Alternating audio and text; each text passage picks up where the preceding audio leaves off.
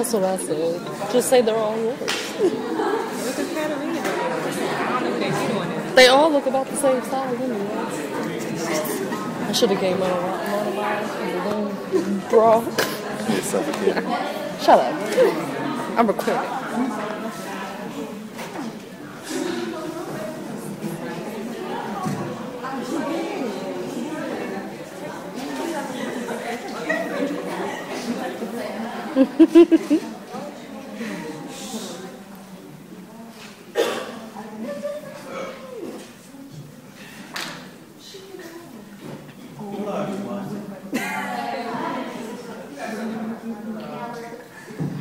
So, first I will be performing a monologue for you guys, something new, something different, kind of.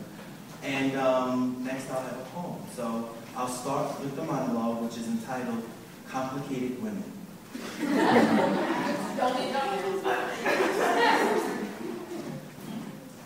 45 times the square root of pi minus e equals mc squared plus 8x minus 3y.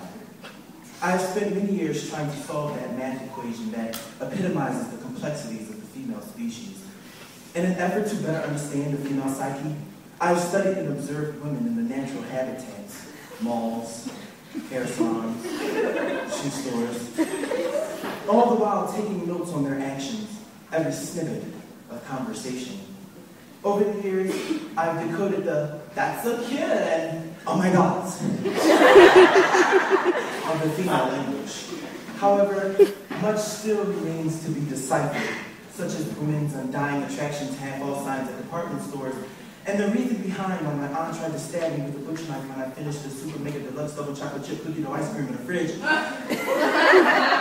I haven't exactly made any huge breakthroughs, but you don't go through life the only male in a house full of women without tapping at least a little into the female psyche.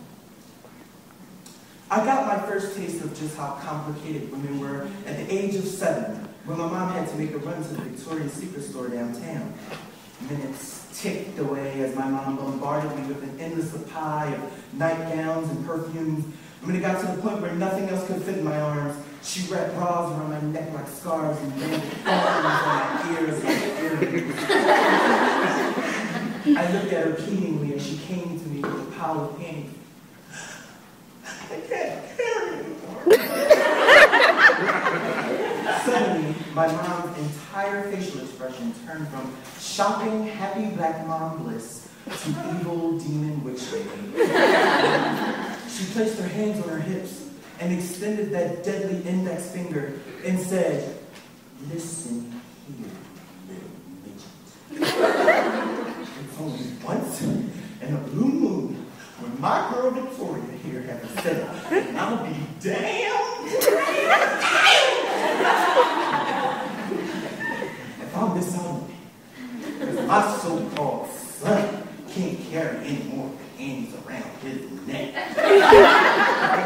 Then my mom did that thing where she transitions from angry black woman to emotionally hysterical black woman, and it always scared the hell out of me.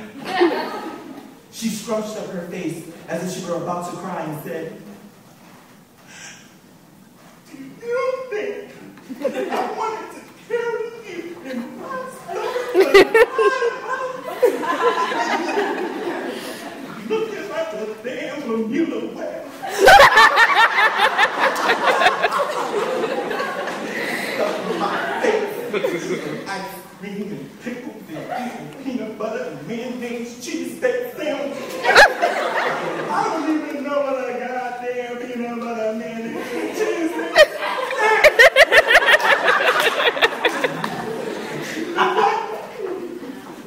I ate it.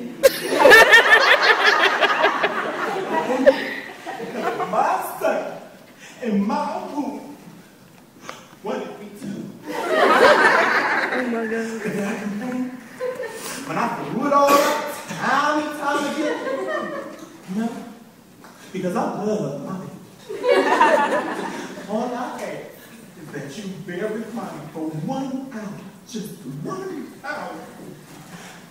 You want my baby happy, don't you? You don't want to see mommy crazy. Nice.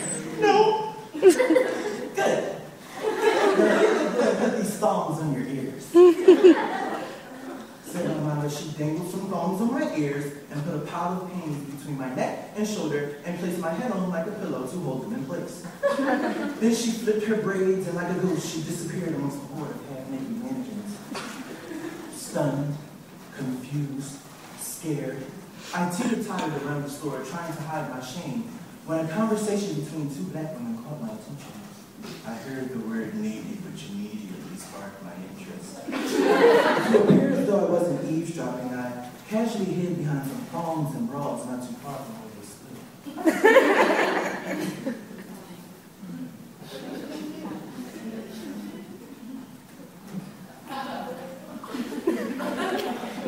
Oh my!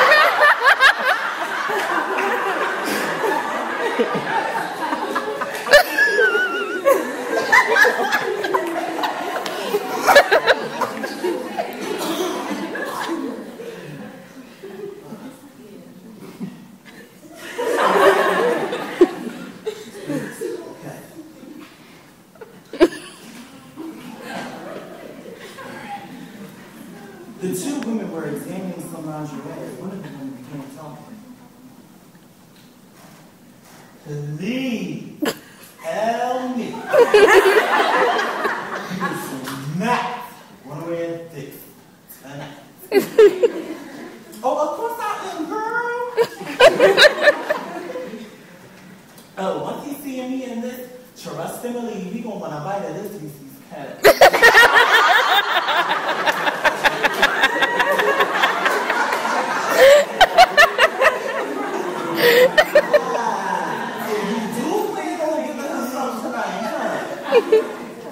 Girl, you like.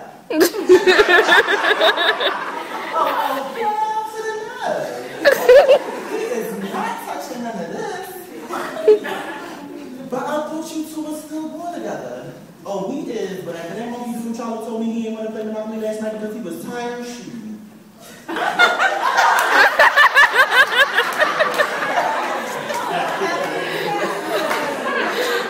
He not worried about touching this candy for a long time. This is just a tease to show him when he's going to be Mr. Out on Girl. Let me. Yes.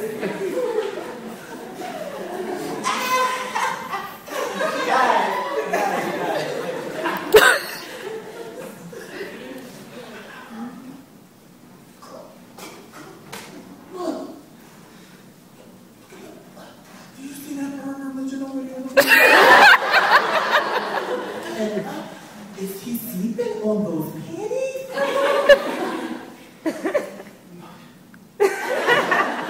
Once I realized they were talking about me, I wobbled away, trying to my hardest to escape their suspicious looks.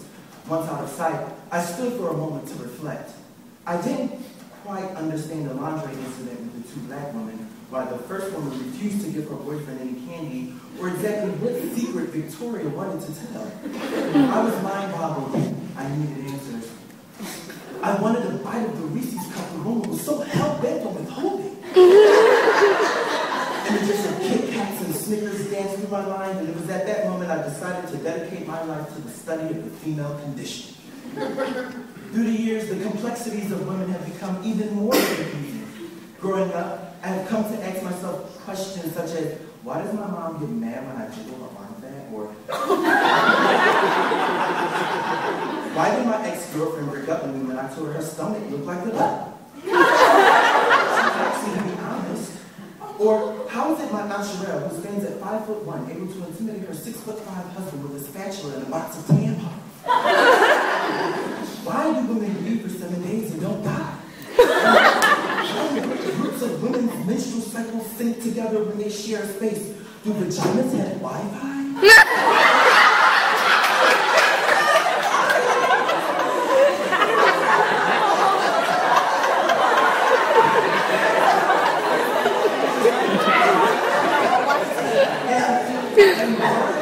My sister go around her school telling everyone her boyfriend was a schizophrenic anorexic with a false teeth and a fifth nipple after he broke up with her. God! Why are women so 45